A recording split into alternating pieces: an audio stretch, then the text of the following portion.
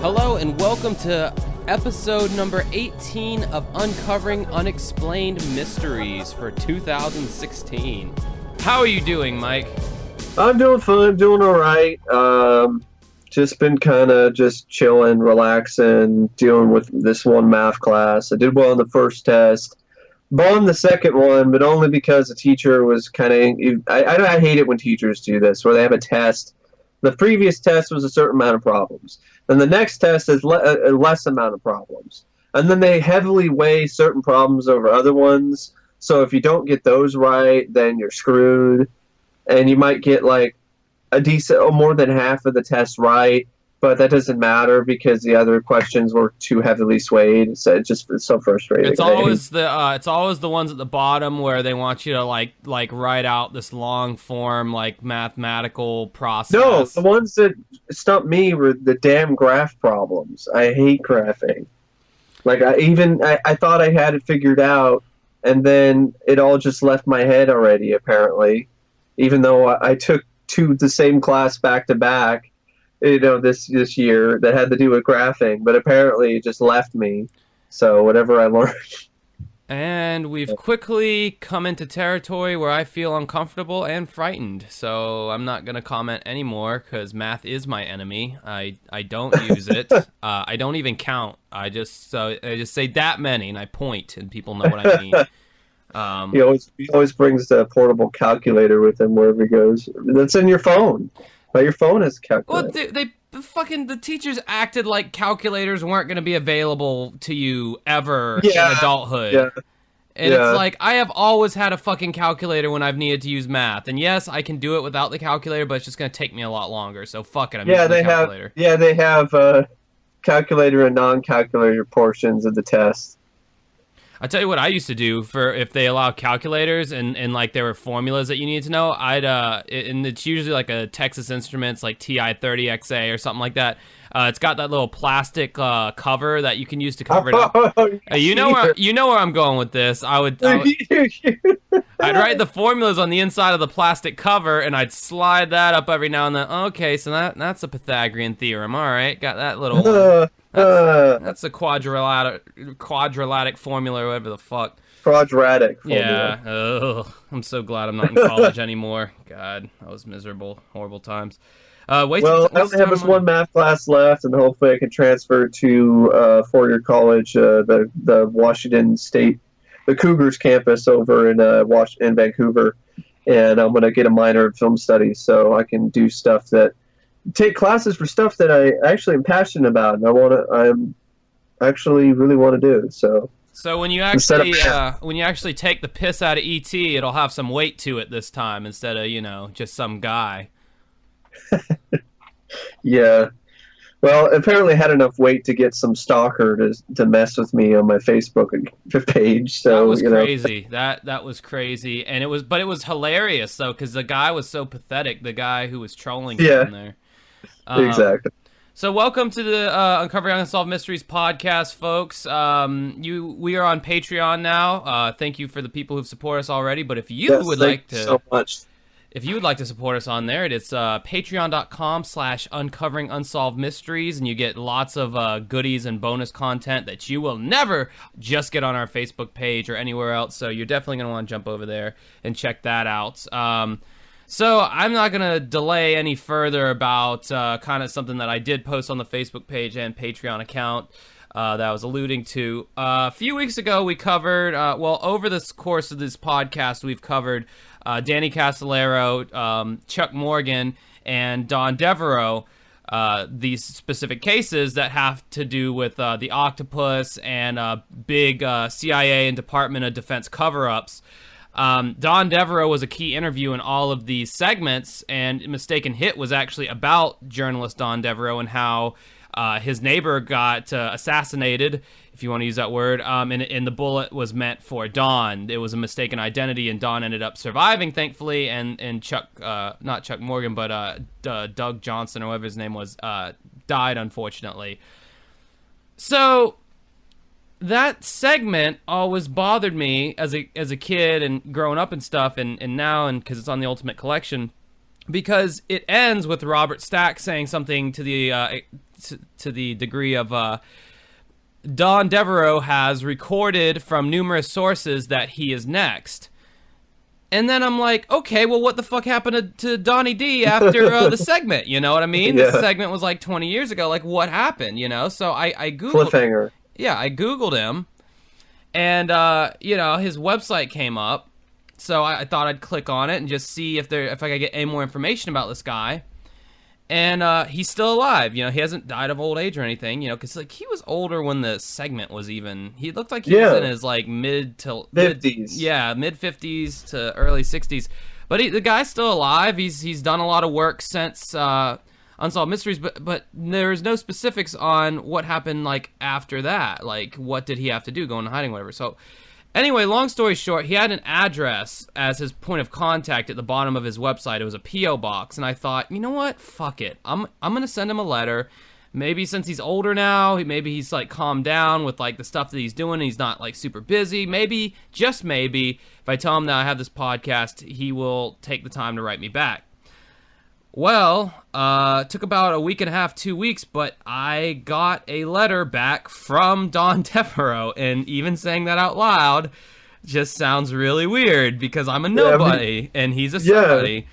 It's pretty awesome. I mean, that shows you that I think we could probably say officially we've made it in some capacity as a podcast. Right. I mean, the moment when you get somebody that was actually directly involved with the show and was interviewed multiple times, get some sort of contact. I mean, that's really good. And this guy isn't an extra. He's not an actor. No. This guy was a key interview and journalist in these big cases. And, this guy's kind of...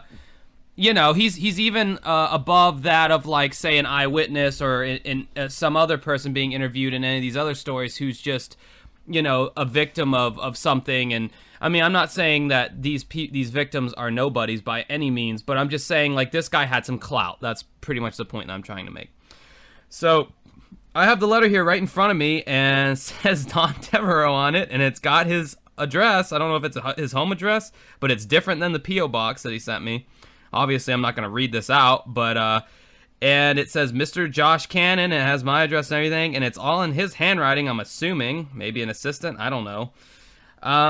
Yeah, and it's got, like, his own custom Devereux, like, sticker seal on the back. I posted an image of this on our Facebook page if you want to go over there and check it out. It's facebook.com/uncovering unsolved mysteries. Every fucking thing we are associated with, by the way, is Uncovering Unsolved Mysteries. We got the lock on that name, all right? So...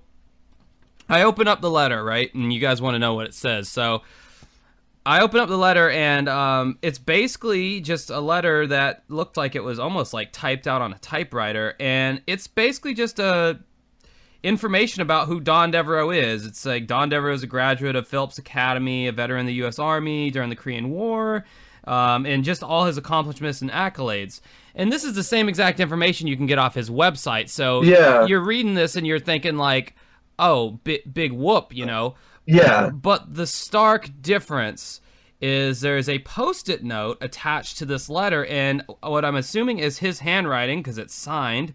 He goes, Mr. Cannon, I'll be happy to talk to you. Give me a call. And he gives me his fucking telephone number. Wow. And he says, cheers, Don Devereux, 10/15/2016. I still can't quite process that, honestly. Like fanboying out. Well, I mean, I didn't know who this guy was until I started, really, like, doing this podcast and kind of doing research and stuff. But, I mean, the fact that our podcast that just started out as Mike's idea or whatever, I thought was a dumb idea starting out. I was like, oh, people aren't going to want to listen to this. The fact that it started out like this, and now we could potentially have an exclusive update about Unsolved Mysteries from a key interview on the show is just so big for our podcast and just big for Unsolved Mysteries fans because I'm assuming I'm going to be calling him within the next few days, and I'm going to make sure I have my shit together so I don't sound like an idiot and like a doofus on the phone. I'm going to ask him if it's okay if I record the conversation, and hopefully I can put this conversation out on the SoundCloud as in a podcast format so you guys can all get it on your devices. So you can hear the man himself describe what happened after, that Doug Johnston guy was taken out, and what happened to him after that. Did the government go after him? Did he have to hide underground for a while? Did he have to change his identity? You will get that update. You will not find this update on any message board, on any Wikipedia page or anything. This will be exclusive to this podcast, man. Exactly. So, I mean, it's really exciting. Yeah, it is. It really is. And it's just crazy. And I would have never seen this coming either for this podcast. I just thought, at first, I thought it was just going to be me just every now and then talking in front of my webcam, and then I took a risk, and it was a risk worth taking, and I invited Josh to join with me, and made it more of a podcast thing, and then the rest is history. And this is like a turning point. This is like a really cool thing, and thank you, Josh, for actually going out there and writing the letter. That's not something I would really think about doing. Yeah. So, I don't know. I don't know why I thought to do it. It was just kind of like on a lark, and this got me thinking, like, who else? Yeah, who else? I mean, if we can get Don, and we can successfully, get the interview and things like that. I mean, that'll be. I think that might be somewhat enticing for other potential guests, right? Because they'd be like, well, okay, that they have a decent following. They've done many episodes. They already have one guest on here. That could open the floodgates, and that would be really, really cool. Yeah, that would be amazing. And maybe we'll get the attention of, Cosgrove and Moyer. Yeah, that's my ultimate goal, is to get John Cosgrove and Terry Moyer on the podcast. I told Mike that a long time ago, and I think I posted on the Facebook. That's my ultimate goal, is to get them on there, and not to like scorn them or give them a tongue lashing or whatever. I get why they have to keep the show off of social media and the internet. I get it. I just want to talk to them. I just want to, what it was like to work with Robert Stack, and maybe some fun on-set stories and things like that. I mean, that's the type of thing that you would want to get a discussion going with someone like that, because you want to preserve it in some way. Because if they don't tell the stories, or they don't tell anyone about them, or they don't record them in some way, whether it's on a podcast form, audio format, or in written form, then those stories, it will never really last the test of time. No one will really be able to discover them as the years go by, and these fun stories will die along with the person that experienced them. So I think that would be ideal. Yeah, I mean, that's what I would like to do eventually. Hopefully it happens. Our podcast can really live up to its name, and we can truly uncover these unsolved mysteries. And one thing that constantly keeps happening, that I see, that I'm just, you guys who listen to this prove to us time and time again, there is such a fucking following for this show, and nobody wants to acknowledge that or appreciate that, as far as people out there in TV land and the people who put stuff on Netflix and all this other kind of stuff. There's such a following for this show. I mean, you look at your cult shows like Twin Peaks and Battlestar Galactica and shit like that, and it's those followings are well known. They're cult followings. Unsolved Mysteries has just as much of a following. I don't know why it hasn't been acknowledged yet, but like I said, if I had a penny for every time someone said, man, where can I find the old show? Man, I miss the old show. Man, I wish the old show was still available somewhere. It's like, I'd have about $3. Because, I mean, let's face it, folks. 1 penny, it takes 100 pennies to make $1. So, I think you'd have 10 or 20 or 50. I mean, to be honest, there's that many. Yeah, we hear it all the time, and like me and Mike are some gatekeepers of all this show, or like there's anything we can do about it, It's like I can't. Sorry. Yeah. We want to legally be able to view this stuff too, but it's not You know, not in the fold cleaned yet. up. HD. See, I don't even care about any of that shit. I know. I don't really necessarily either, but if it's possible, sure. That's how they'd want to do it, though. If they were to bring the show back to Netflix or Hulu or something, they'd want to do it in HD. They'd want to remaster it and all that stuff, because God forbid you see anything that's of DVD quality or. Hey, there's some things on Netflix like that. I have to. There's some movies. There's some old shows that are in 480. So yeah, Okay. standard definition. Well, fucking A, hope it happens, But yeah, that's like, I was so excited that night when I got that letter. So I mean, anytime we come upon a case that is a cliffhanger, or that is something where I just feel like I need more information, I'm gonna try my best to like reach out to these people and see if I can't, get. And who knows? Maybe Don would respond to anybody who wrote him. Maybe he responded because I was telling him that we have a podcast that's, popular and this, that, and the other. So, Well, he probably doesn't have that many people who write to him. right. Think about it. I mean, it's been years.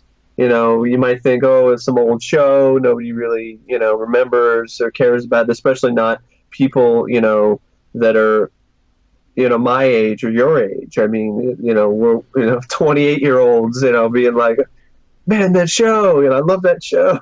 Which again, that's such a misstep in thinking, because retro culture is like so in vogue right now with get retro gaming and just the 90s in any way, shape, or form. So And Unsolved Mysteries, that's a 90s. There's a lot of 90s kids who are familiar with that show, right, in some way or another. and that's all of our fan base on Facebook. We have a few older people in there, but a lot of people are around my age and your age, and they remember the show. They saw they knew quality when they saw it, even when they were little. That's how I felt about it. It's like, if this was just I said this before, I'll say it again. If this was just a nostalgia thing for me, then there'd be 100 other shows that I'd be still watching too. But like Full House and all that. But I don't. Oh God, yeah. I don't watch any of that stuff, and that's totally nostalgia for me. But I don't watch it. But Unsolved Mysteries, I do still watch, because it was a quality show. And end of argument. You know what I mean? So. Yeah, so Enough said. Next week, look forward to the Don Devereux interview. Hopefully, it comes through, and he doesn't have any outrageous demands or anything. Or I mean, hell, even if I have just a personal conversation with him on the phone and I can't, and he doesn't want me to record it or whatever, I'll still relay to you guys the information, so you'll get it one way or the other. All right, so the meat and potatoes of this show. Our first segment that we're going to be talking about is The Lost Dutchman's Mine. This is the first treasure segment that we've talked about on the show before. Unsolved Mysteries have some great treasure segments that they talk about. This one... Yeah, just like a fraud, it's one of the more overlooked genres when it comes to this show. Because there's not a lot of... treasure kind of gets a little bit forgotten about as well as fraud. Not as much as fraud, because at least there are some treasure segments that are on the box set. But why there isn't a single fraud one, even on the bonus disc, is beyond me. And then there's other ones that aren't, other treasure ones that aren't, though. And there's some pretty good ones, too. I like The Lost Dutchman's Mine. I chose this one. I like this one for a few different reasons. None of them having to do with the actual treasure. There's some kind of moral of the story kind of things in here that I want to talk about. So I'll get to it. The Superstition Mountains in Arizona covers 150,000 miles of rugged terrain. According to legend, these mountains contain the richest pockets of gold in America. It's called The Lost Dutchman's Mine. Hundreds of stories and clues are all tied to one man, and his name is Jacob Waltz. He found the mine in 1876, and he was nicknamed the Dutchman. According to historian Tom Collenborn, Jacob Waltz was a student of mining. He was very astute to the fact of geology, and the old-timers knew what they were looking for. If you really wanted to go looking for gold, you'd go where gold was already found. The Superstition Mountains being an exception, you wouldn't go there. But Jacob was willing to take chances on unpromising locations to mine for gold, and apparently he was rewarded. And they cut to an actual reenactment of this old kind of miner guy out there in the Arizona plains, actually where Don Devereux is from. And the music is great. It's like some old mamas and papas sounding kind of guitar thing going on there. I just thought that was the music was great. 15 years later, in 1891, Jacob decided to hide his mine. He dug a hole 6 foot deep at the entrance, and then he laid in 2 solid layers of ironwood logs, and then he topped it with stones from the surrounding area. The Dutchman bragged you could drive a pack train over the entrance to my mine and not know it was there. For over 100 years, treasure hunters have been trying to find his mine. Several months later, after he buried his mine, Jacob Waltz contracted pneumonia and was taken to a friend's house named Julia Thomas in Phoenix. She tried to nurse him back to health, but didn't work. Before he died, he said there was gold from the mine stashed under his bed. So Julia and her friend took out the box from under his bed, and they opened it up and said, "My God, that's rich. That's got to be just a pocket." And he said, "No, it's not. It's a vein."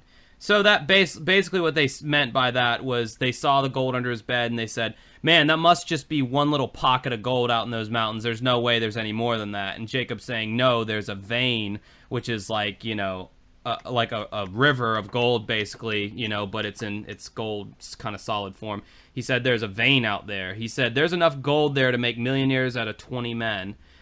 Jacob continued to give details to Julia and her friend Reinhard Petrasch, and he, was just giving them clues to the mine.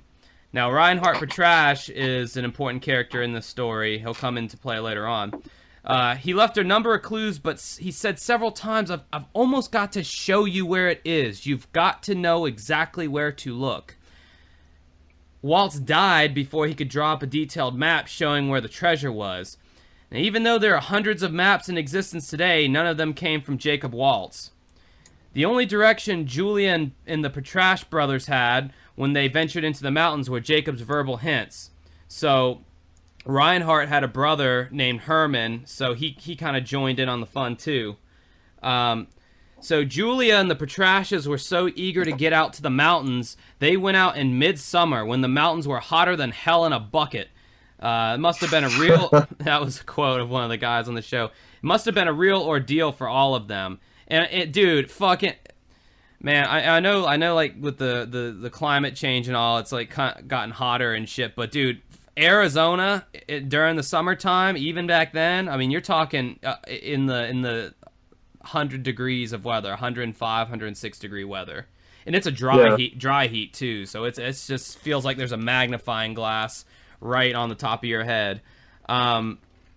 So they went in for almost, then this is a quote by one of the historians, they went in for almost 5 weeks and found nothing. It was noted in the Arizona Republican to be the queer quest for gold. Queer, of course, coming from a time when it meant strange or bizarre, not meaning homosexual. They were different times. Exactly. Different times back then, folks. Julia invested everything she owned into the expedition, but came back penniless. After that, that's gotta suck. Yeah. I mean, you invest everything that you own, everything that you've saved over the years, and all for nothing. Well, I see why she did it, because she saw the gold under his bed, so she knew it wasn't bullshit. But, it's like they said, I've almost got to show you where it is, and they just weren't able to find it. So Julia, being the smart one, the only smart one out of these three, never went back after that 5-week expedition. She cashed out and said, okay, I lost everything. Fuck this. Fuck you guys. I'm out. She drops the microphone. Reinhard Petrasch, the one who was at the bedside with Julia, was accused by his brother Herman of not paying attention at Jacob's bedside and writing the clues down incorrectly. They never spoke again. That's one of the things that I liked about, or that's one of the things that sparked my interest about this segment, first of all, is just the power or the ugliness that money and wealth can bring out in people. Yep. These guys were brothers, man. Like, and all over fucking gold. they stop talking because it's like you didn't pay attention good enough, and it's funny to me at the same time because that's such a brotherly kind of like thing, like brotherly argument that I could see happening, like me and my brother getting into, like, you dumbass, you didn't even pay attention when you were at his bedside. Yes, I did. Oh, screw you, you're an idiot. I never want to talk to you again. Like, I can totally see that being like a brotherly kind of thing, but it's just ridiculous nonetheless. So Herman dipped out at that point. He was all pissed off. But Reinhardt, the original guy at the bedside, he continued to search sporadically over the next 50 years for the mine. When his eyesight started to go, he realized he would never find the mine, and he took his own life. Dumbass. What a dumbass. Like, yeah, money's the root of all evil. I mean, you know, you hear that saying a lot, and it's true. Well, no, it's always corrected, like what I'm about to do now. It's the love of money is the root of all evil, and that's the love of money. Okay, and that's where they fucked up. Their love and lust of gold. They had gold fever. Yeah. I mean, their lust for that money, that prize. You know, my whole thing. I mean, there's thousands of people that, you know, end up killing their wives, you know, for the insurance policy every year, you know, it's, or maybe even every month, who knows. There's a lot of that kind of shit that goes on, and it's for that. Yeah, you're right. It's for the love of money. It's Mike Morris. It's sickening, and it's just like, you can't believe it. You can't. It's like that Marie Hilly, you know, poisoning her kids so she can get their life insurance money. My thing is like, okay, dude, you find the gold. Like, say you find the gold. Like then what? You know, like, you've wasted so much of your life like looking for the gold. Like, when you find it, well, you know, it's like, yeah, money's nice. You know, we could all use more money. Is it worth sacrificing, you know, your relationship with your family and your friends? I mean, that's the thing. You know, you might find the gold and you have all this money, but now you're alone. Right, and to me, money is just a means to an end. Money is a means to be able to do certain things. But if your whole life is built around, say, trying to find a treasure, to me, it almost becomes, you'd think it's not even about the money at that point. It's about the hunt. It's about the searching. Yeah. It's about it's about proving to yourself that you're right, that you're not crazy, that this is worthwhile. Yeah. Yeah, sorry, I just like rubbed my nose and just hit this sore spot. Jesus. And no, folks, I'm not editing that out. You can't make me. I would have edited it out at one point, but I'm leaving it in there. But yeah, I mean, it's like, dude, if he did find all this gold, it's like, yeah, I finally found the gold. I'm rich. And now let me get my crutch and walk over to my wooden cottage, and all my family's dead, and my brother doesn't like me, and he's not talking to me anymore, and, yay, money! You know? It's like, dude, you're doing it wrong, man. You're doing it wrong. Yeah. Like, if I was to get really rich right now, or make a lot of money or whatever, and I didn't ever have to work again, you know what I'd still be doing? I'd still be doing this podcast. I'd still be making my silly little YouTube videos, because this is what I truly enjoy doing. Exactly. Like, I get more of a high from putting out a video and having people go, dude, great video, or, oh, I love the podcast, It helps me through my day, or it helps my life. So I would still do that, and that's so many people don't have a passion, you know, then they think... I would do that too. I mean, if I won the lottery, for instance, I'd still be doing this podcast, I'd still be doing my YouTube videos, I'd just be doing it in my own place. I'd move out of my mom's house, get into my own place. Might even invite my good friend who lives in Iowa to live with me. We'd collab, do videos together, and hang out. And I just buy everything off my Amazon wish list. Why wouldn't you invite me to go live with you, Mike? I don't know. You seem to be set, aren't you? Yeah. I guess I could. I'm kind of set. I have all my video games here. I'd have like bins and bins of video games I'd want to bring with me for posterity. Yeah. You wouldn't want that cluttering up all your VHS tapes. Well, I don't know. I mean, I have a lot of VHS, but I have a lot of DVDs and Blu-rays now too. So, but really, I mean, I'd even help out my parents, pay back my debts. I'd pay my student loans.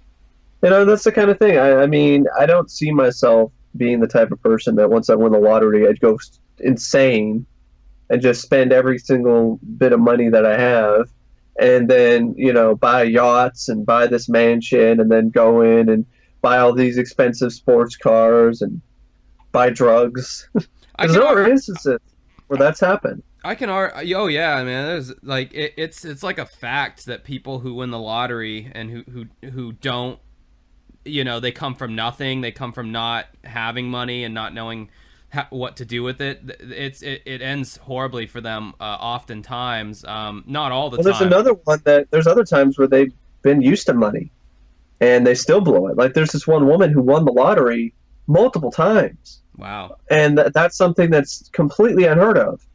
And she blew through all the money. Yeah, they had this actually this interesting documentary on Entertainment Television back in the day, and it was called like Victims of the Lottery or something like that. And like one guy actually ended up like, I think he either killed his whole family or he killed himself or something like that. It was some. I think he killed himself. Oh, you know what I'm talking about? Yeah. Yeah. Yeah, he ended up killing himself, and it was all because of lottery. And I mean, like, that's love of money. That's why it's so funny to me. Like when the lottery here, like in Florida, it'll get up to like 500 million or something like that. That's when people jump in. That's when people start playing, when it gets up into the triple digit millions. And it's just funny because it's like, oh yeah, because $9 million isn't enough for you. Back when the lottery was only what, a measly 5 million. That's just simply not enough. I have to wait until it's 500 million. Then it's worth investing my dollar on the lottery ticket. That's just like, it's so funny to me because it's like, if I did win the lottery, I would not want to win like all that because like I know myself like that. Yeah. I would probably spend too much on, but the things that I spend money on, I don't think it would burn through that much that bad. Because it would just be used movies and like DVDs and Blu-rays or what? And VHS tapes or what? At most, the most expensive horror tape I could think of is going for $200 to $300. I mean, I'm not going to be spending money on like Cristal and all this other crazy shit, pay for an entourage. I mean, but you never know sometimes though, because I'm pretty sure some of those people who won the lottery didn't think they would be doing that shit either. But right. Once they won the lottery, maybe something happened. The love of money. Yeah, so, and then a little bit of power that you get with it. Oh yeah, absolutely. Yeah, I mean, you get a lot of power. You start throwing money at people, they'll do whatever you want. Especially if they're not used to money. I can tell you just from personal experience. I had a guy.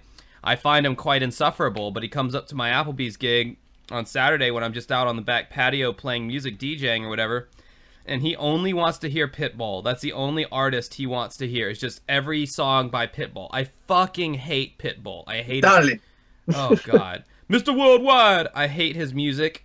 I think he's a fake persona, obviously. I don't think he's even like a real, like, he really acts that way, But this guy gave me like $20 one time. He just put it in my tip jar. And so you know what I played for the rest of that night while he was there? Pitbull. he didn't say I had to do that, but I knew that to stay in this guy's good graces, that's what I should do. So, I mean, think of what I would have done if he put $100 in there.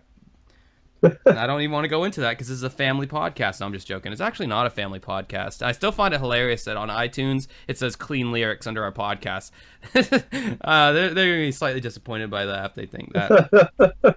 And again, I'm trying to watch my fucking mouth as much as possible, but it's difficult for me. So to finish this segment, for over a century, treasure hunters claim that they have clues to Walt's mind, and maybe they found it, but curiously, they all died before they could tell their tale. And that's how the segment ends.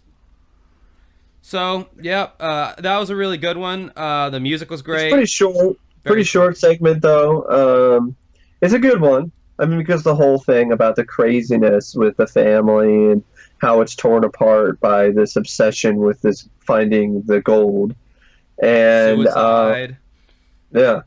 All of it. And it's still relatable nowadays, like we said, we made the analogy to lottery and things like that. And, Yeah, I mean, I think I've seen the Superstition Mountains. I don't think I've been there, but I know my grandparents. They lived in Arizona, and I think I ended up. I was like there was some place that was one of my grandparents. I think they knew somebody who was a real estate agent or something, and I just vaguely remember this. And it was like they were at this area, and the Superstition Mountains were behind. So there was at this sort of not really a suburb, but a housing area where there's a bunch of houses and things like that. Maybe there are suburbs in Arizona. I don't know. Oh, I'm sure there are. It's just not. It's not shrubs and grass. It's not like your typical suburbia. Your idea of suburbia, the Arizona suburbia. I think it'd be an interesting place to live. You're fairly close to California. You don't have to The worry. dry heat. It gets really hot in Arizona, You don't got to but worry it's about. dry heat though, and it's not humid heat. So yeah, I can deal with dry heat over humid heat any day of the week. Just trying to make a dramatic statement here. You don't got to worry about fucking hurricanes. No. Like I had to 2 weeks ago, which ruined my life, and like I still feel like I'm like not on track from that stupid hurricane. Anyway, so that was the Lost Dutchman mine. That was my pick. The next pick is Mike's. He's gonna. Yeah, it's the Blind River Rest Stop Killer. It's a segment from season 5. Josh is way ahead of me when it comes to watching, the segments that we've procured. But I finally got done with season 5 at least. Anyway, season 5 has a handful of good segments, which we'll talk about later in future episodes of the show. But this one stood out to me because of how tragic it was and how sudden it was, and honestly how downright creepy and terrifying it is.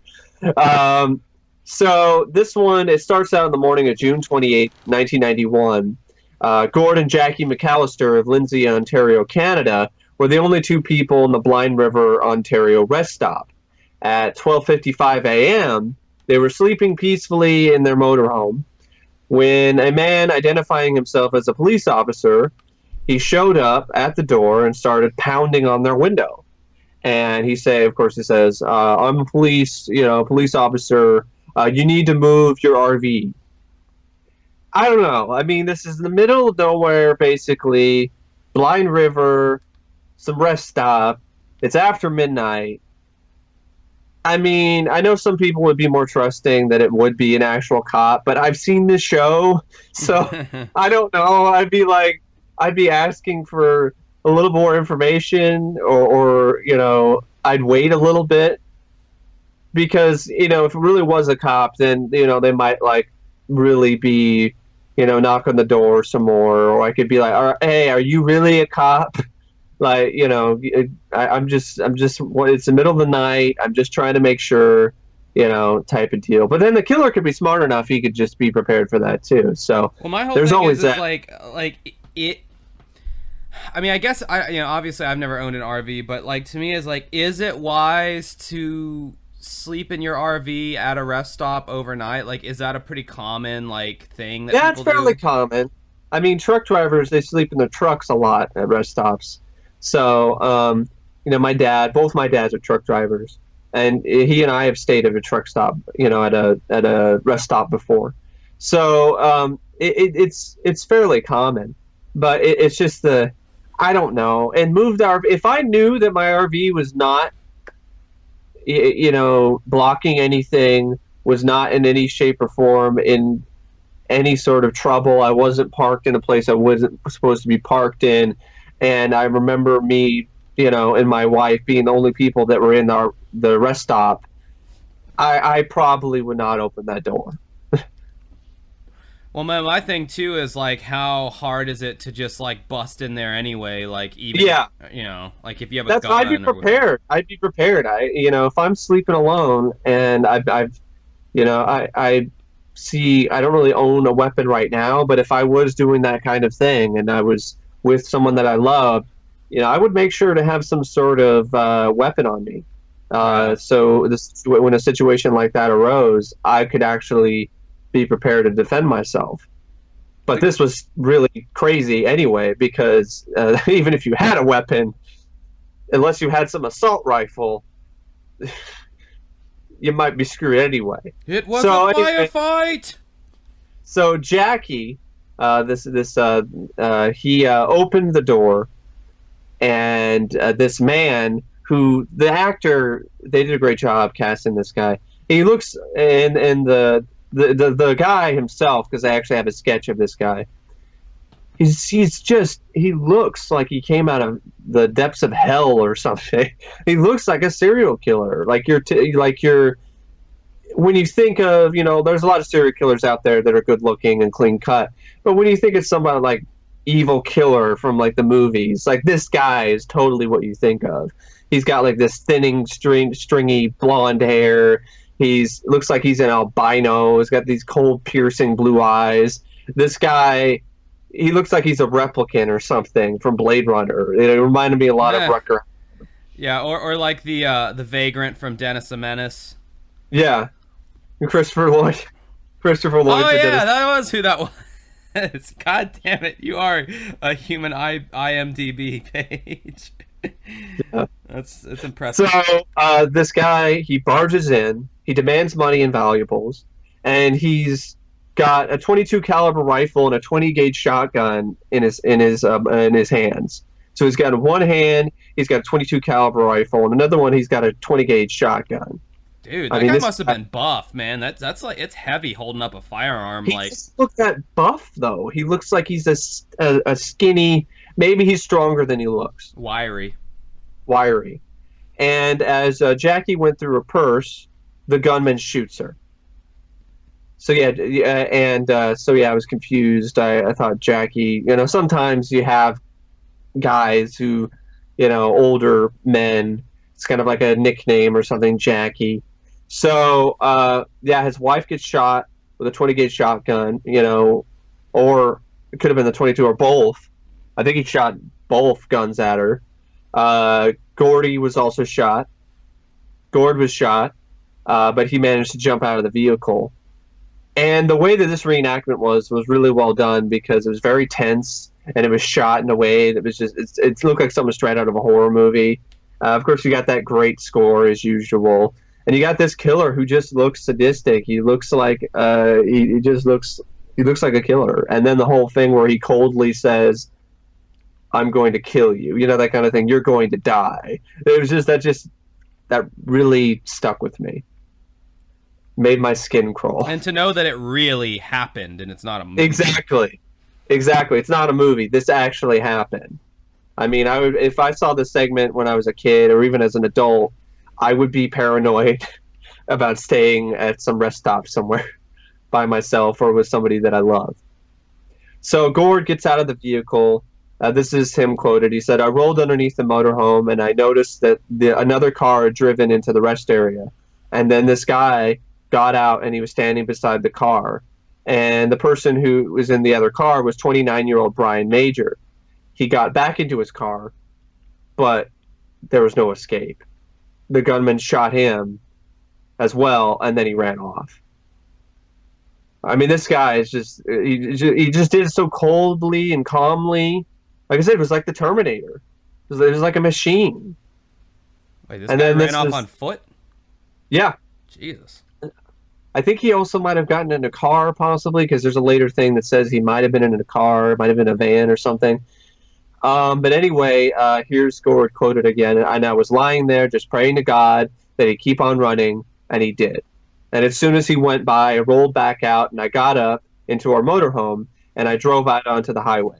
I knew I had to get out onto the highway to get some help. Gordy flagged down a trucker, but by then it was too late. Gord's wife, Jackie, was already dead. The gunman's other victim, Brian Major, also died at the scene. He left behind a wife and a young son. Ugh. Gord's injuries were minor. But I always remember the thing that resonates the most to me, other than just the sudden terrifying moment of just this guy coming into your home and gunning your wife down in front of you and shooting you. And then, I mean, really, other than that, it's how tragic it was. I mean, this Gord is interviewed, and you can tell this is just absolutely devastating for this poor man. You can feel the emotion through the screen.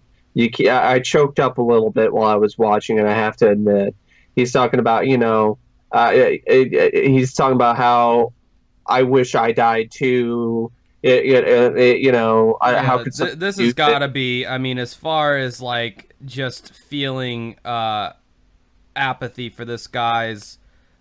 Wait, no, sympathy. That's the word I'm looking for. Yeah, feeling sympathetic to this guy. This is one of the most. This stands out as one of the most sympathetic victims in almost all of Unsolved Mysteries. Only maybe secondary or maybe this guy's first and the other guy's secondary to the conductor who ran over the two boys last week. That guy was, well, he didn't do it last week, but the case we covered last week.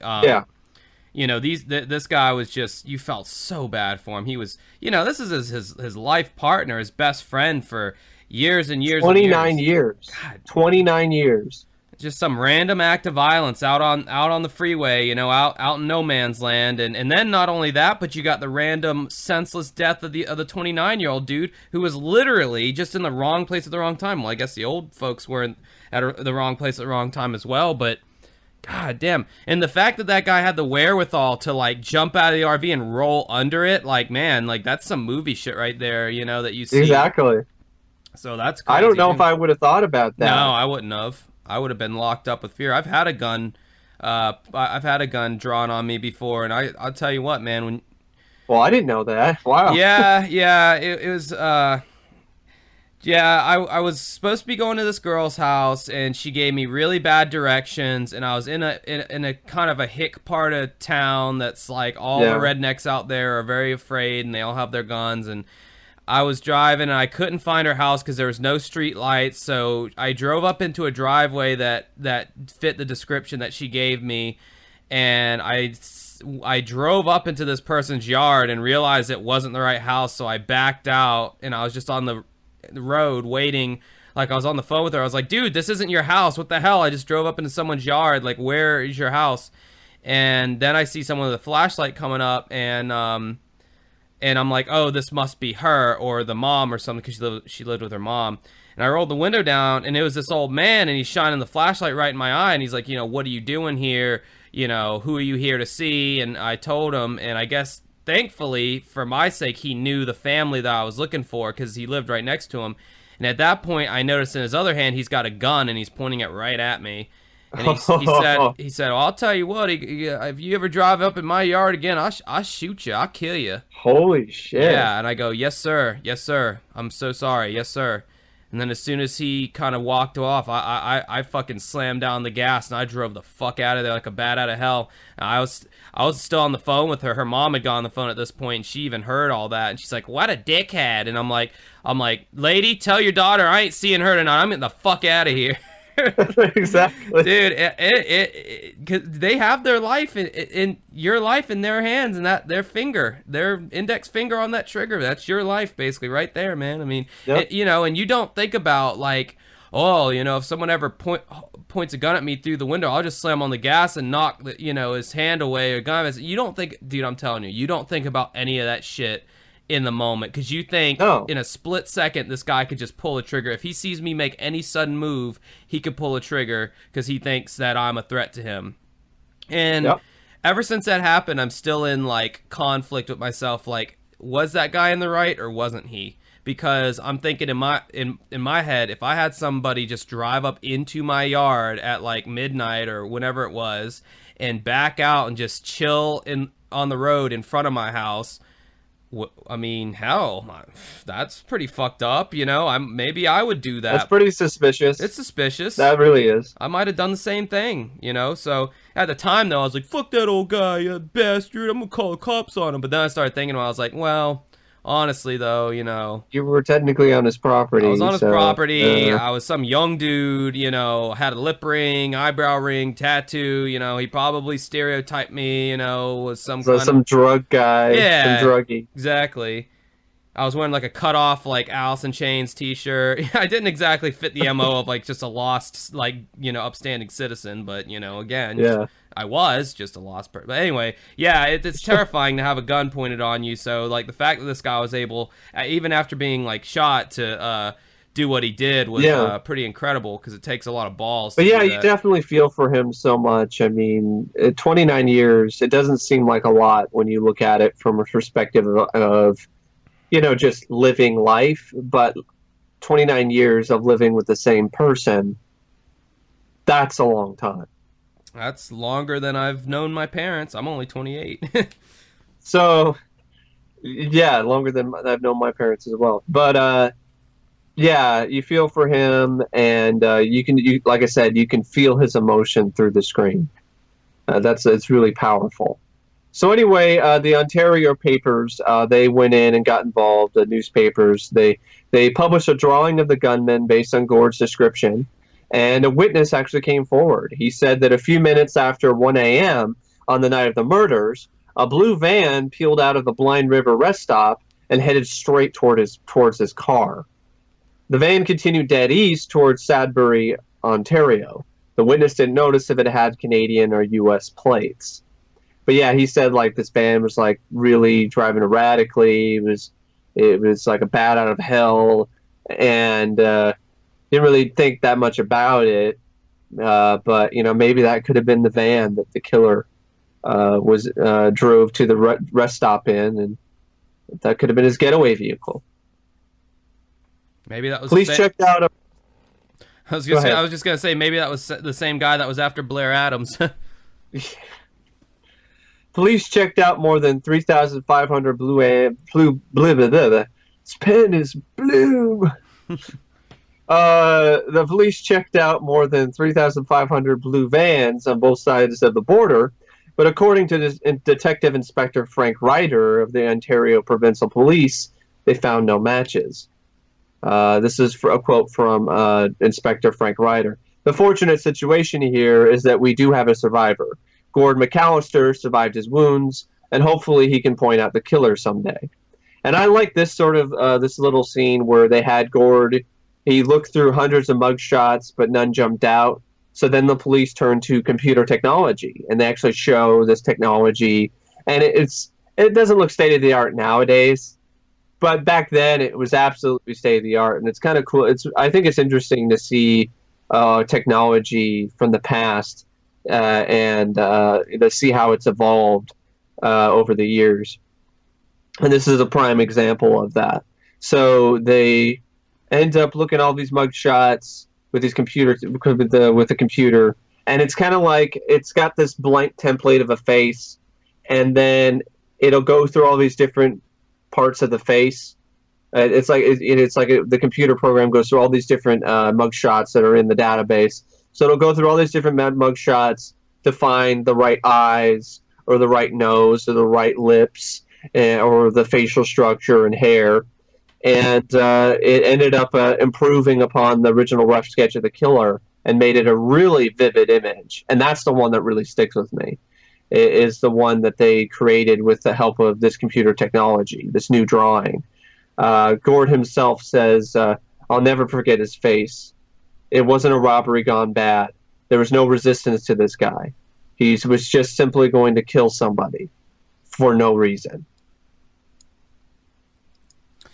Yeah, Jesus, that's the sad part of our society that we live in is that, you know, there's people who live on the fringes, you know, and we all, you know, run in our circles of society where everyone kind of follows the rules and, you know, obeys the laws of the land and is civil and polite to people. And then there's other people who just mentally have no interest in doing that, or they mentally can't do that for whatever reason, and then you get this kind of tragedy that you hear about. And you know, life is random, man. Like, no matter what, well, that's my belief anyway. I'm sure other people have different beliefs. Well, yeah, I mean, that's why you should live your life as if every day could be your last. Right. Is because of how random life can be, how You know, you could get in your car and you could get in some car accident. I mean, all this, you could slip and fall and break your neck when you get out of the shower. I mean,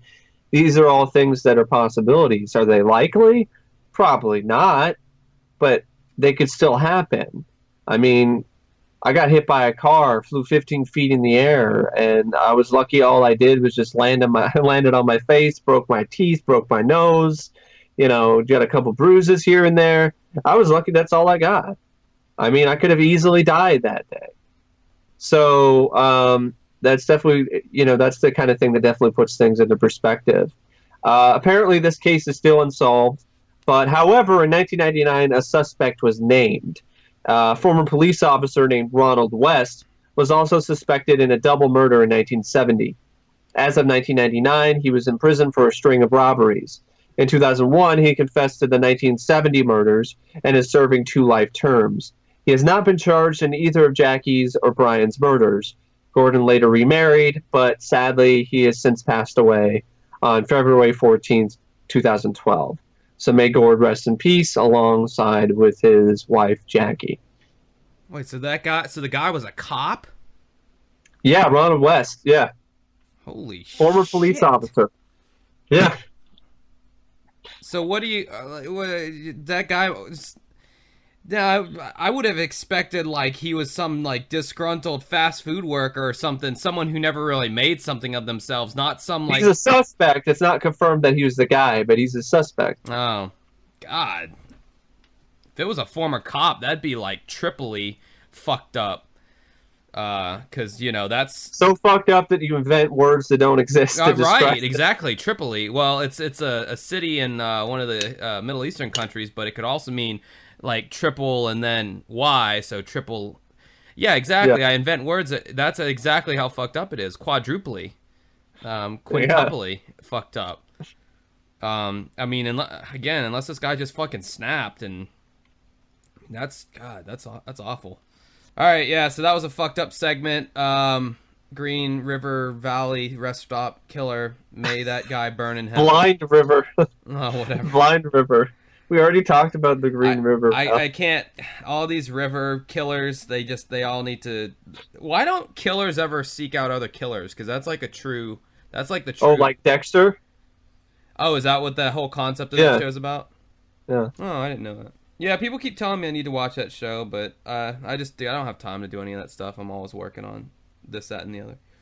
You could make time. I could make time, but I kind of view it as a waste of time, honestly. I view it like it's like I could be doing something productive right now. You know, that's why it's like I have all these video games that I've bought and I haven't even played them yet, because it's like I just won't allow myself to like waste time playing video games, even though I want to so badly. Yeah, I don't know, man. It's like I just feel like I dicked around so much in my early 20s that, like, you know, it's like now I need to actually just constantly be doing work so I can, you know, make something of myself. All right, our final segment that we're covering here is the Black Hope Curse. This, way back in the day, before my video got taken down on YouTube, this was one of my top 10 favorite segments of Unsolved Mysteries. Now, I guess I should put a little caveat in there. This is one of my top 10 favorites out of the Ultimate Collection, obviously. I have not seen all the segments in the world for me to make a top 10, but this was one of my top 10 out of the Ultimate Collection. I totally get why they put the Black Hope Curse on the box set. It's just a fantastic story. It stands out. It's always stood out to me. I've read about this case before. And there's actually a TV movie called Grave Secrets, which I think is based on this. That doesn't surprise me. This is ripe for a movie. It reminds you a lot of Poltergeist, but it happened in real life. You know, the whole scene in Poltergeist where Craig T. Nelson is all like, "You didn't move the bodies. You only moved the headstones." You know, it's the same. So it's the real life Poltergeist story. Mike, a lot of ways. I've never seen Poltergeist. Well, I'm not surprised, Josh. I think you might like it, though, since it deals with ghosts. No, there's a lot of those movies I want to see, but like I said, I don't know, man. I just won't allow my... See, you have a movie channel, so when you watch a movie, you're technically doing research. So you have an Yeah. excuse. But for me, it's like I watch a 2-hour movie. That's 2 hours I could have worked on a video for my YouTube channel, or I could have worked out, or Well, you should check out Poltergeist sometime though, because you like this case. It's some dumbasses build a house on top of some burial ground, and some crazy shit happens. I did see which is not super related, but I did see Pet Cemetery, which is kind of but with Well, that's animals. a good one too. I Is was better. kind of disappointed by that one. As far as Stephen King novel adaptations go, it was okay. Well, I haven't really read the novel, so I can't really say Well, I much. haven't either.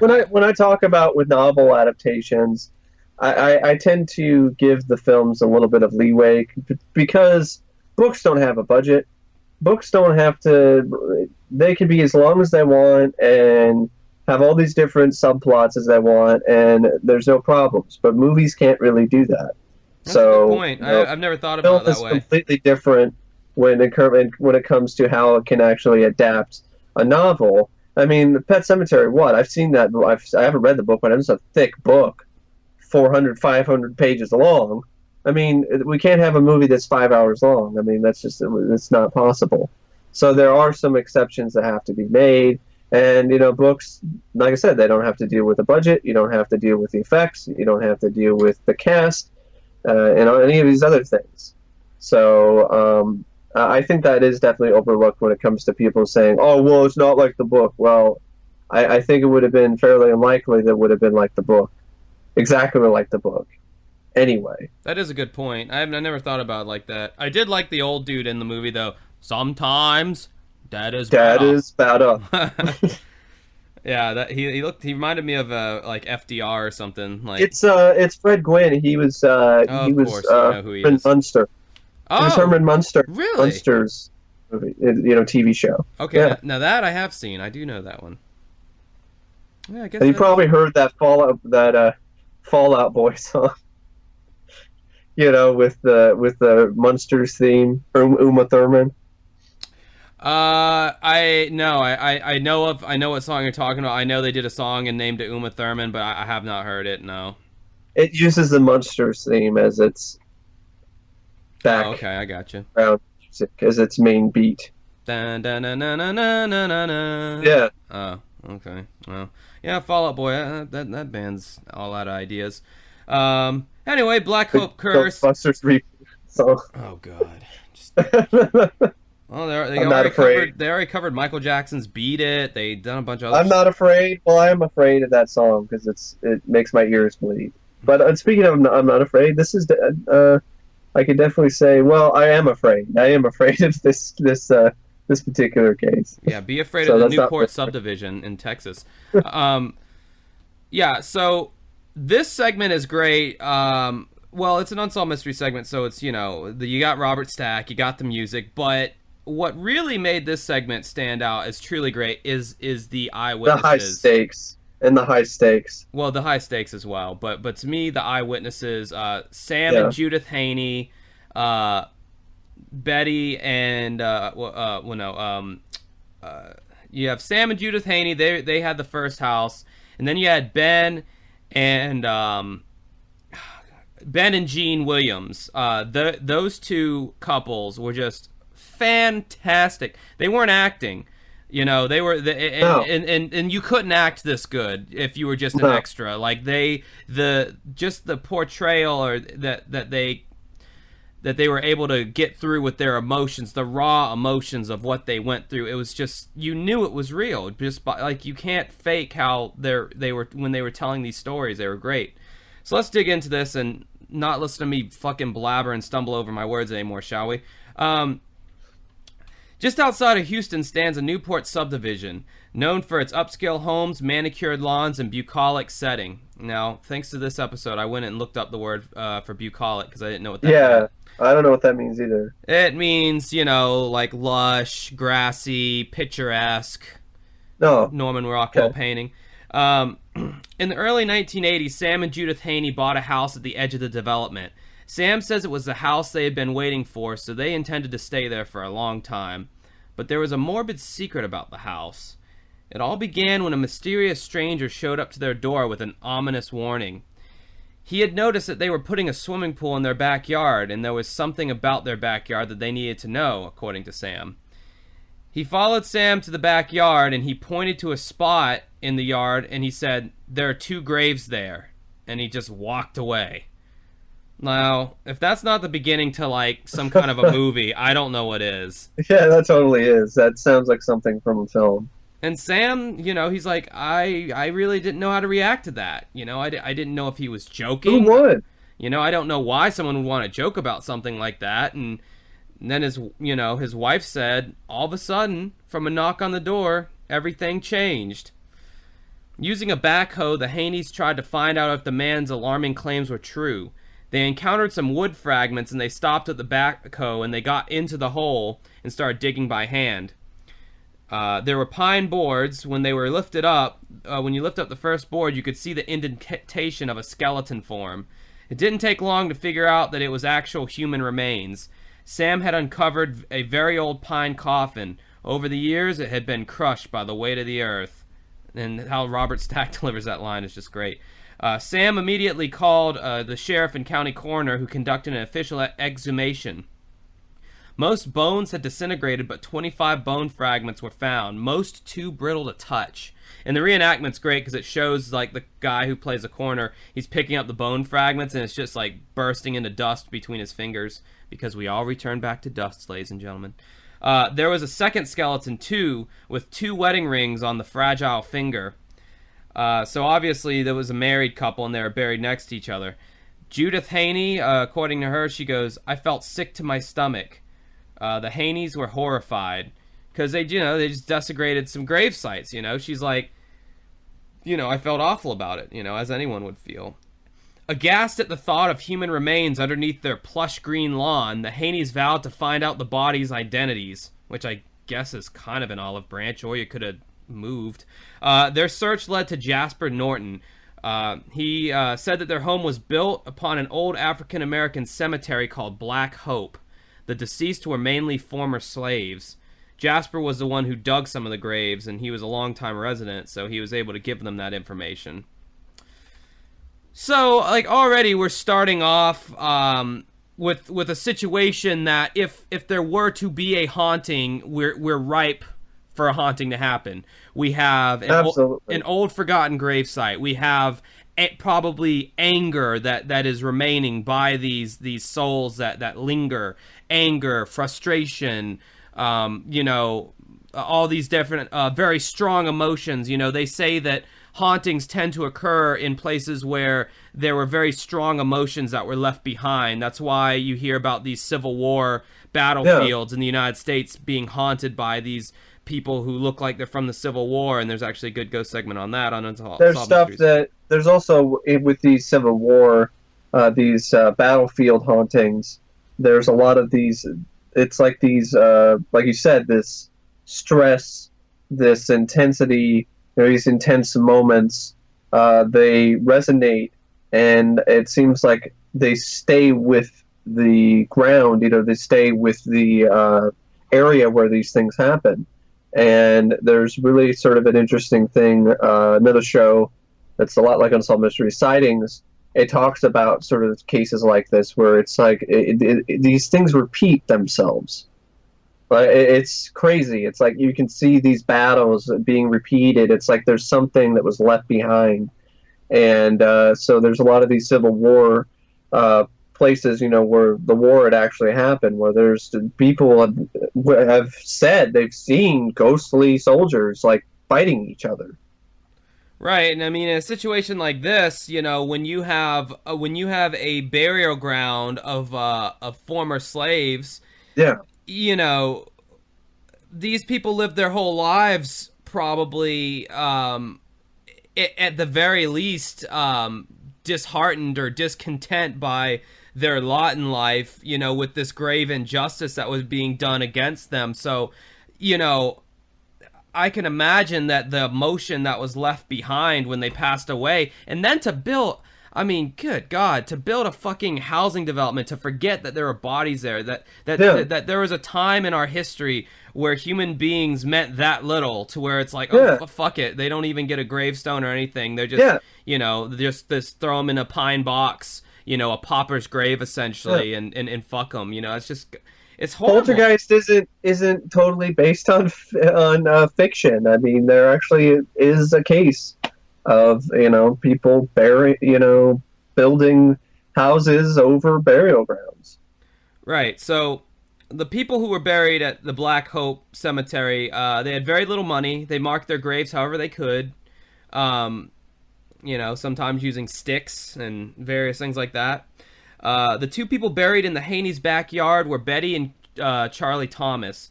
Only one picture exists of the couple, and that's of Betty, and it's kind of her profile, just of her to the side. The couple were born into slavery in the 1800s and freed during the Civil War. They died during the 1930s, and their graves were eventually forgotten. Can you imagine that? Can you imagine that happening to you or someone you know and you care about? Like, you get buried and that forgotten about. That gobsmacks me, to use a British term. I'm gobsmacked to hear about that. Like, it's appalling. It's very appalling. It's very appalling. Betty and Charlie's family weren't there. This is quoting Judith. Betty and Charlie's family weren't there anymore, and it was up to me to give them the dignity that they deserved, and that was very important to me. So Judy and Sam made a very important decision. They decided to rebury the couple in their backyard, and they vowed to live side by side in peace with the Thomases. But according to Judith, what happened after that was anything but peaceful.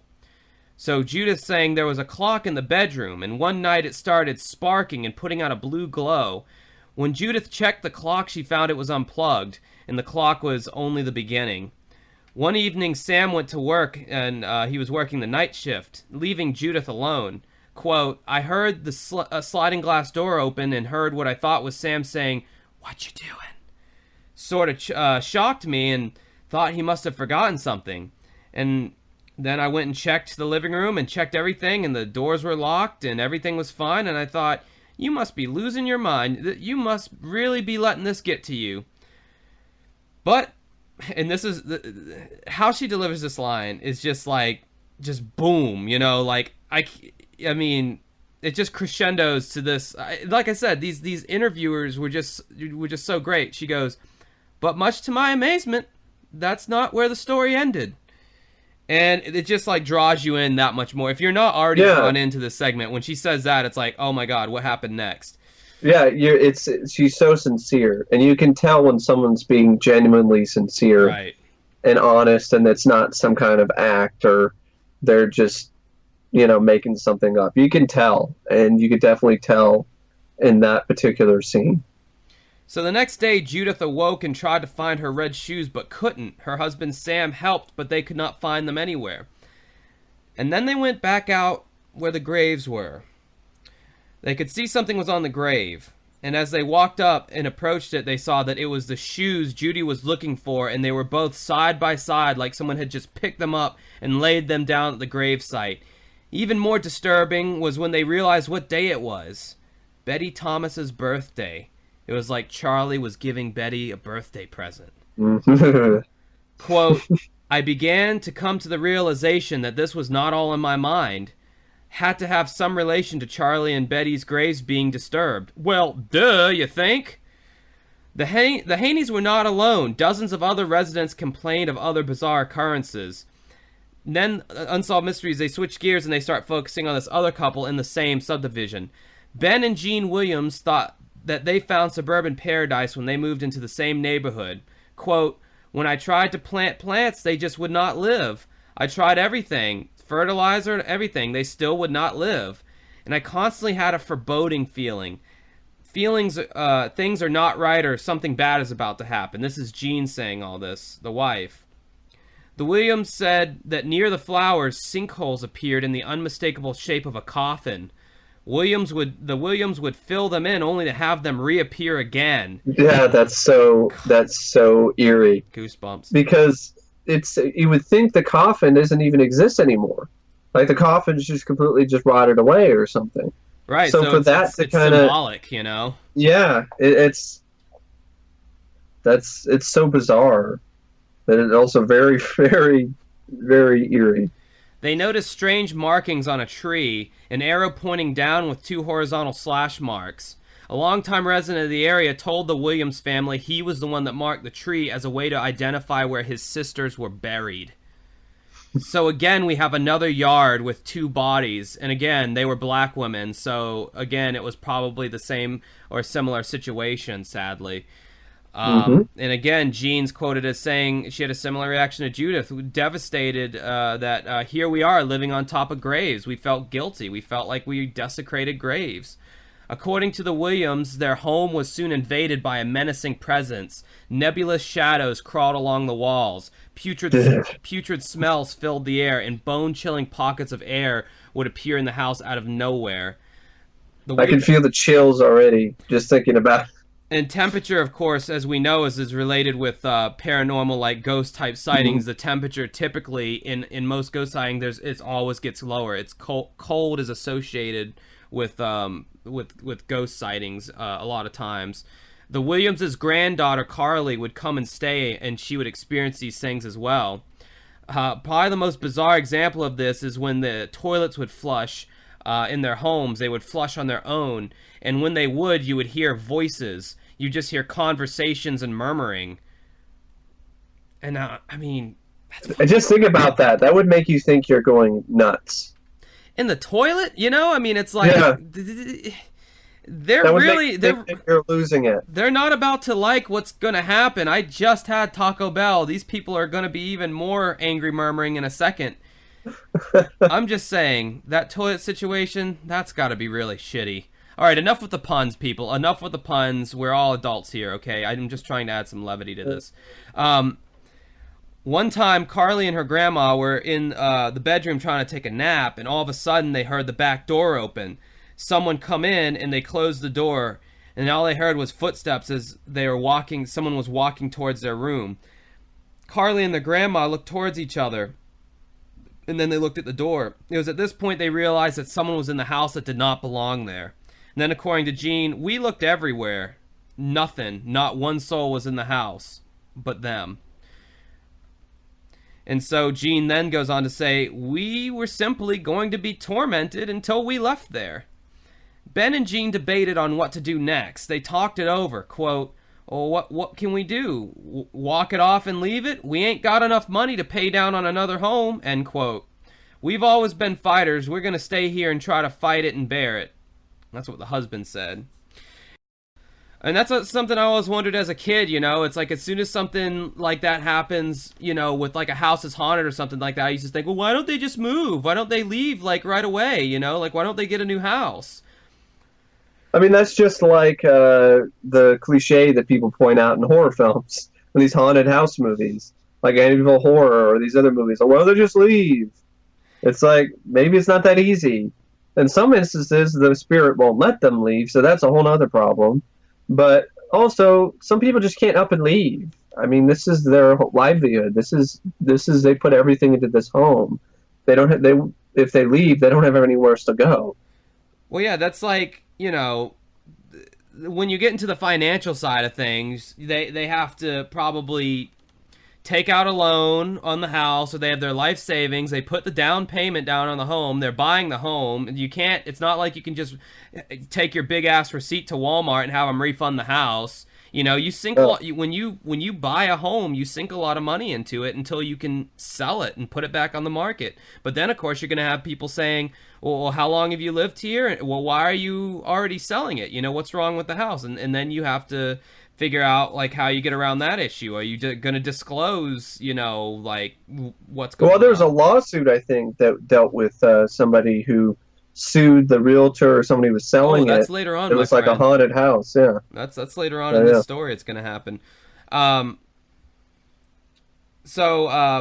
You know, Ben was the one who's saying, you know, we've always been fighters. We're going to stay here and fight it and beat it. Well, Ben had his chance to try to fight the ghosts here coming up.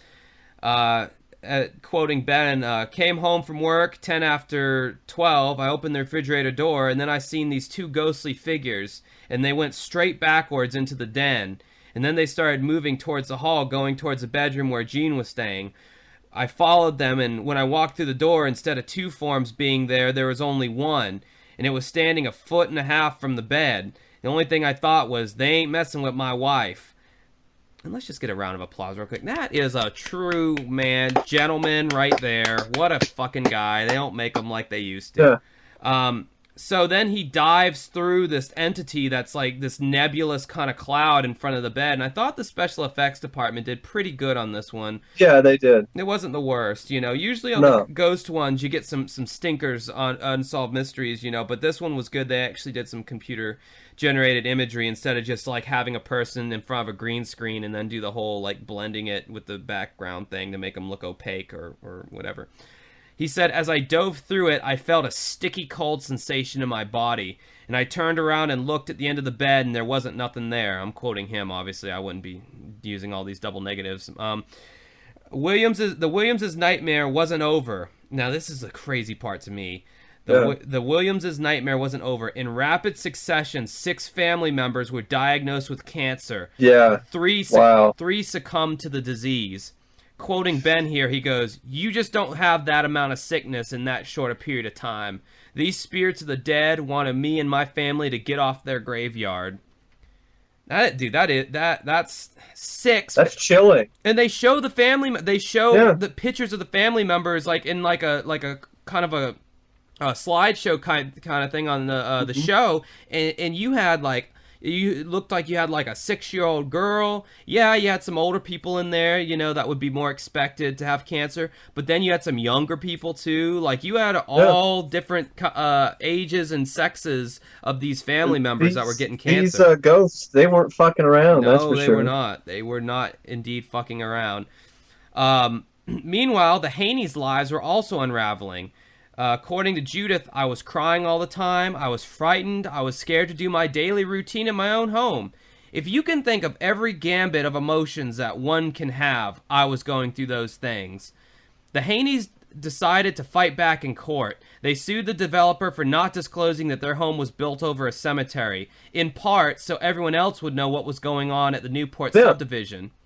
A jury awarded them $142,000 for mental anguish, but in a devastating reversal, a judge ruled on legal grounds that the development company was not liable. The verdict was thrown out, and the Haneys were ordered to pay $50,000 in court costs. God. So here they are thinking they're getting $142,000 for mental anguish. The judge comes in and goes, no, that ain't gonna happen. This ghost stuff is bullshit. And so here they are. No money from the court case, and not only that, they owe $50,000 in court costs. So that's just such bullshit to me. I mean, how is this not the developer's fault? I mean, seriously. Right? Yeah, I know. How can you look at it from a logical standpoint and use your head and say, "Oh, it's not the developer's fault that they built over a burial ground"?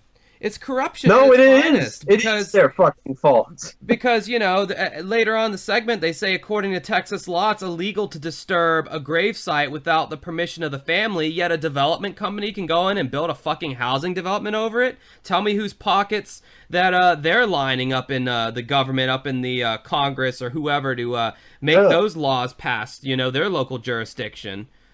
So it's, you know, it's corruption right there. That's state. Everything's bigger in Texas, including corruption. Yeah, that's statewide corruption right there to allow that double standard, because later on you'll hear what I'm talking about.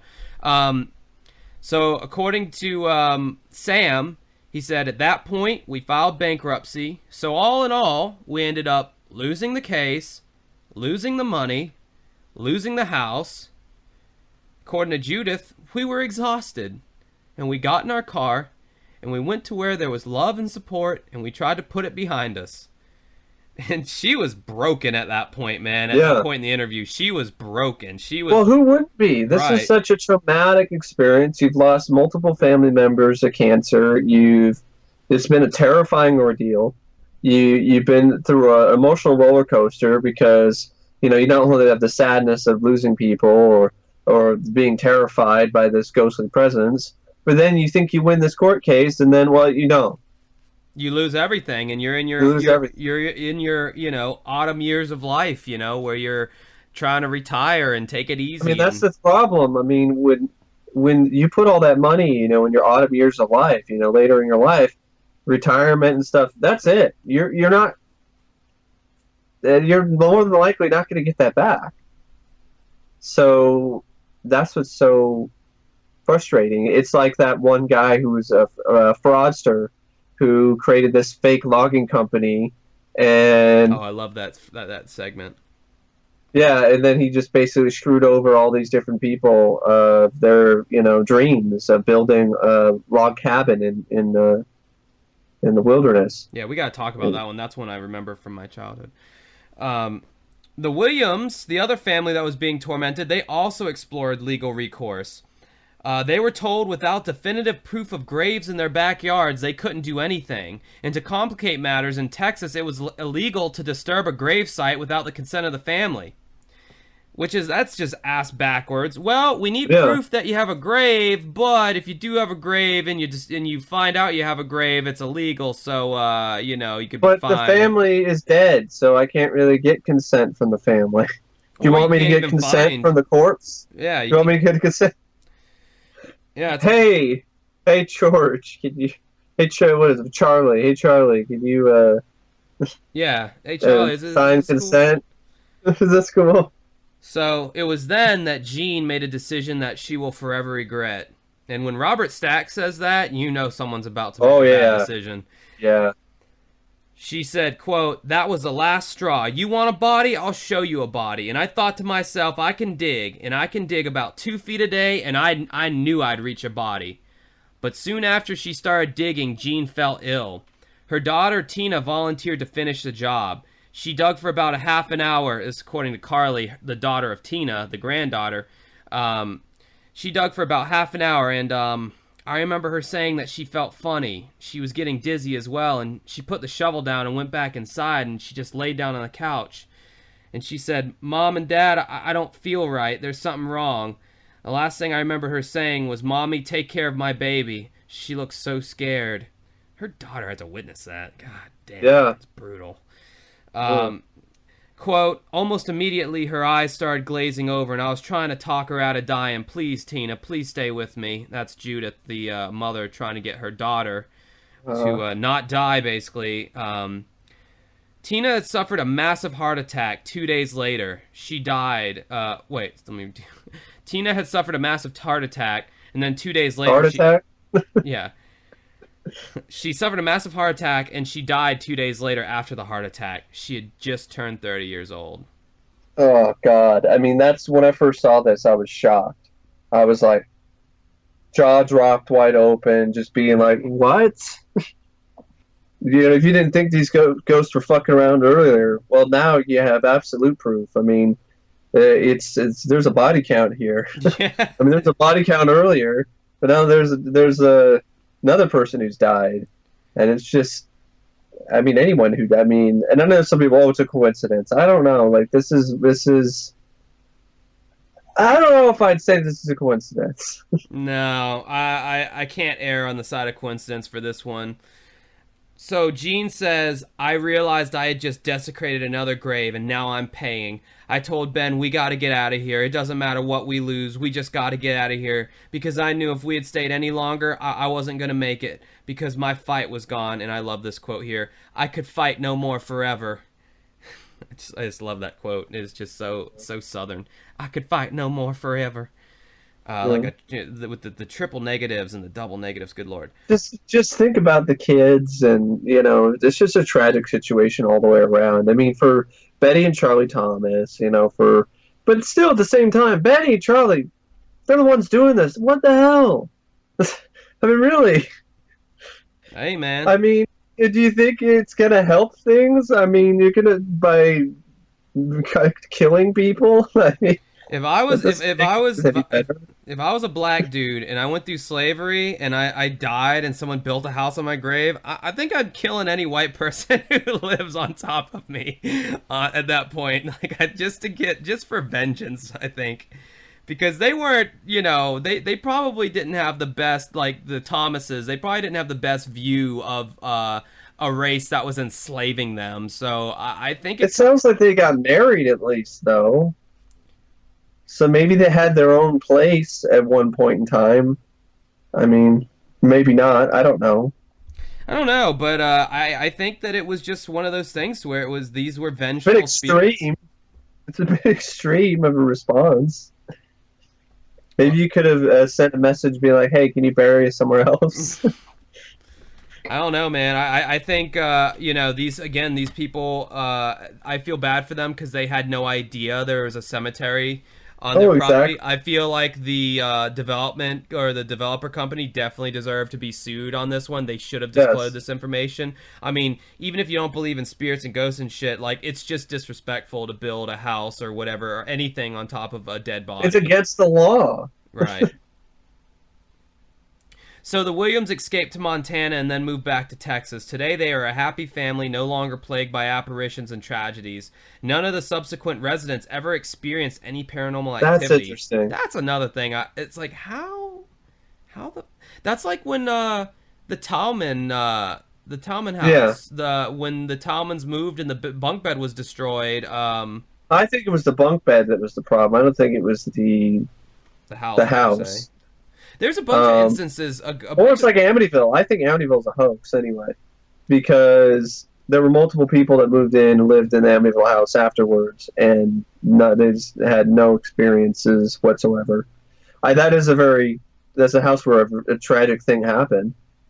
People were murdered in that house, but there might have been some residual energy, negative energy that was left behind that they might have encountered that might have might have added extra energy to other negative things that were in that house that only the Lutz's were really able to experience. So that could be the thing. It could have been that with Betty and Charlie Thomas. Maybe they just exhausted all of that energy, negative energy or something. Yeah, true. But then you would think they would have continued to just keep making people's lives miserable, if they were powerful enough to give people cancer or to kill somebody with a heart attack. I mean, that's another thing. I wonder if they, because both the Williams and the Haneys, they moved out. So I'm wondering, like, whatever became of those houses. Obviously you would think at that point that the state, officials would have stepped in and be like, okay, these houses are going to be condemned or demolished, and that area would be quarantined off. You would think that something like that would happen. That probably didn't happen because they probably just thought it was a coincidence. Yeah, true, yeah. These things that happen. Yeah, because, the laws are very much on the side of, not superstitious in any way, shape, or form. Everything's, got to be, which I like to a certain extent because, if the laws... You can have stuff like Ghost Boy or whatever that's completely made up and then try to sell their house or something and then... Man, Ghost Boy, that's still a sore subject when you bring it up because I thought that was such a good segment before I went into the podcast with you. I was such a fan of that Ghost Boy segment. I thought it was so scary and how he had the claw marks on him, and then the further we uncovered the unsolved mystery, the more angrier I got, and because I felt like I was bamboozled. Yep. But anyway, to finish this piece off, Jean, her final quote here was, "We paid the price, and oh, the price was so heavy. We paid with our family, we paid with our health, we paid with our savings. If we had not left the cemetery, we would not be here today. I believe that." And I believe it too, Jean. I believe it too. I think. Although Ben and Jean Williams also did write a book. No. Yeah. No. Yeah. It's called The Black Hope Horror. I don't know about the reviews of that book. I don't know. I haven't checked it out yet. There was the movie Grave Secrets as well. I'm to the point to where just because somebody writes a book doesn't automatically mean that they're trying to cash in. But in Ghost Boy's circumstance, I totally believe that's what happened. But when I do hear that there is a book involved, it does make me err towards the side of, okay, so now there's a financial motivation and, you know, whatever. And that does kind of make me err on the side of, you know, if I totally believed it before, when I hear that there's a book deal involved and all that, that kind of makes me think, okay, so maybe it did happen, but maybe it wasn't as extreme as they made it out to be. What was embellished? What was, you know, because, you know, they have to, they got to make good TV, as it were. They have to have, you know, a gripping book with plenty of, you know, and then you get ghostwriters in there and all this other shit. Now all of a sudden your story's been, you know, fluffed out and padded. The book here, somebody reviewed it and they added some things. I don't really remember. They didn't talk about this in the segment. At first, strangeness came in the form of material things, snakes, many of them poisonous, all over the place. Freak rainstorms leaving behind large numbers of huge worms. Invasions of giant ants oblivious to hot water cycles of dishwashers. Toilets would flush themselves, okay, at all hours of the day and night. Members of the family also felt that they were being watched by someone or something. Okay, footsteps. Yeah, they mentioned that. Older and younger members of the family changed significantly in terms of their personalities. That wasn't really mentioned. Cold spots, yes. Electrical malfunctions. Yeah. All right. Alarm. Ben encountered two black forms whose icy enveloping touch sent him to the hospital, something akin to an asthma attack. Yep, they talked about that. Similar events influenced the lives of neighbors as the new community began to grow, although no one communicated the experiences with one another until two decomposed bodies were found buried beneath one neighbor's backyard. All right. You know, I totally see why Unsolved Mysteries did not include the animal havoc. Yeah. Because that would have been, if they had chose to do it with practical effects, that would have been very costly to get live snakes. They could have mentioned it. Yeah, but I see why they didn't, though, because if they mentioned it, then people would be like, well, why didn't you show it? And you know, that would have been expensive. The CG would have looked awful if they went digital. You know, to get live snakes on the set and all, that's something that Unsolved Mysteries has never done, to my knowledge. They never really. You could have just had Robert Stack mention it. So obviously, we're getting so burned out. I'm mispronouncing Robert Stack. Robert Stack. Yeah, this is about the hour that we start petering out is at an hour 30, and it's hour 30. But anyway, yeah, I just thought I'd just mention that real quick in case, I'm glad you did. That was worth mentioning. Because it seems like it's got good reviews. It's not like Ghost Boy, so it seems like it's fairly legit. Good. You've preserved this one of my memories. Research shows that many of the bodies were buried by Jasper Norton. He told the Haneys that their home and a dozen others were built at Black Hope. The deceased were mainly former slaves. With the last burial in 1939, as many as 60 people were interred there in paupers' graves. The Haneys, of course, they tried to fight, but of course they ended up losing that battle in terms of the legal battle. But this also was a later episode. It was interesting because this is a case that happened in the early 80s, and Unsolved Mysteries didn't touch upon this case. Didn't talk about this case until 2002.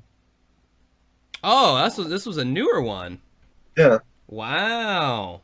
That talk about ending the show on a strong note. That was it felt like a newer one too. It had the kind of the vibe of a newer show, a newer segment. It definitely didn't have that old kind of like VHS kind of feel to it. It'd have been creepier if it was like if that's possible, but not really. Not really. It's not really. I don't think it's really that possible to make it even creepier. Maybe if it was like one of those late 80s, early 90s ones, where you have that type of thing. But still, there's still so much here that's just so eerie, so spine tingling, and it definitely gives you goosebumps. Yeah, this was definitely a case. There was no question that I was going to cover this case on the podcast at some point. It was just a matter of when. All the cases that I did on my top 10 Unsolved, I'm eventually going to talk about on here. Missing Time is another one that's inevitable for me to talk about. These are some of my favorite cases. Black Hope is one of my favorite ghost cases of all time. So yeah, I'm glad Was this number one? Number one, I think, was Allagash Abductions. Yeah, that was number one. Yeah. Yeah. This is pretty high though. Yeah, I think it was pretty high up. Missing Time was number 2, so Missing Time's one I got. The only thing about Missing Time is I've talked about that one so much before, and I've seen that segment so much before. It's like yeah, it's new to you guys maybe, but to me it's like I'm so familiar with the case of Missing Time. Yeah. That but it's very scary, and it's a very great case. So, but yeah, do you have anything else to add to this? I really don't have anything else to add except it's just so shocking the lengths that these spirits went to. It's tragic for both people involved, for both the families that were involved, as well as the people who died and then had houses built on top of them. I mean, it's just an ugly. It's an ugly case. It's an ugly instance all the way around. Ugly part of our history. Exactly. All right, well, that's the podcast for this week. I really, really, really hope to be bringing you guys a Don Devereux interview next week, and it should happen. I mean, everybody, please wish me luck, send me good vibes, because I'm nervous as hell to talk to this guy. I hope that he's okay with potty mouths, because should he happen to listen to one of our podcasts just to see let's see what these guys are. Oh my God, they're disgusting. Hopefully he's okay with that if he stumbles upon one podcast. The fact that he didn't have an email address when I could reach him, he just had a old school address, kind of makes me think maybe he's a little bit still old school, but I don't know. But anyway, my mind's still on that. While we've been doing this podcast, we've had somebody donate to the Patreon, so I might as well give them a shout out while I'm here. Thank you, Rob Wynn. Thank you so much. We appreciate the support, Rob. That's awesome.